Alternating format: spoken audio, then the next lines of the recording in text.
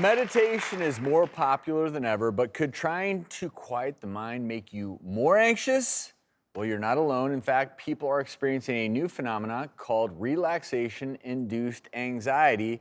Friend of the show, Shaman Durek, the author of Spirit Hacking, joins us with more insight into this phenomena. Welcome. And Thank you. I mean, it sounds counterintuitive, but I can relate. I mean, you have to be ready to relax and meditate. And if you're not ready for that, then it may stress you out. Yeah, well, you know, what I see a lot is people always going into this space of, I have to quiet my mind, I have to meditate, I have to get in the space. But what they don't understand is that when you're going into that space of quieting your mind, I don't want to quiet my mind because I want to know what's going on in my mind so I can make changes in my life.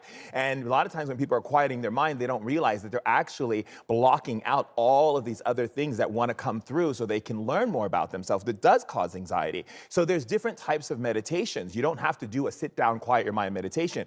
You can, there's Zen meditations where you just walk around your neighborhood in silence. There's meditations where you do mantras or you can do prayers. There's meditations where you actually move your body, where you do like Tai Chi, Qigong. So these different types of meditations are allowing you, because not everyone's body is the same, and it allows you to be able to get into a space where you feel comfortable when you're doing it and you also get better results. we were a few years ago doing a show for the doctors in St. George, Utah. I believe it was Red Rocks Resort.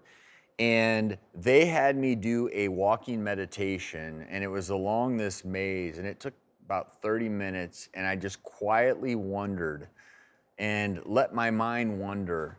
And it was a form of active meditation, unlike anything I'd ever done before. And when I got to the end and I walked all the way back around, I was just so refreshed. And I didn't know that that was considered meditation, but it is. Absolutely, it is very much meditation, because anytime you're in a state where you're just letting your mind go, you're actually releasing stress, you're releasing toxins, you're releasing things that you're holding on to that creates those high levels in cortisol and those parts of your being that make you feel so stressed out inside of your body. You know, a lot of times what I do is I take my students to like rock concerts or to like noisy places and teach them how to meditate there, because we've become a society where we're so focused on always wanting to be in that quiet stream, that quiet brook with the birds chirping, and honestly, that's not building spiritual immunity. And what it does is when you go to these loud places and you learn how to breathe through it, the fire engine, the kids screaming, and all of that doesn't affect you anymore. So let's back up to that kid screaming part. So if you are surrounded by a noisy, crazy environment, how do you take that moment and learn to immunize yourself, as you're saying? So one of the things you can do is start breathing into it, right? And getting comfortable with it. Like a lot of times when I go to friends' house and their kids start screaming, they're like, I can't take it, I can't take it. I'm like, learn to absorb it. Get into a space, because it builds your spiritual immunity, which makes you strong.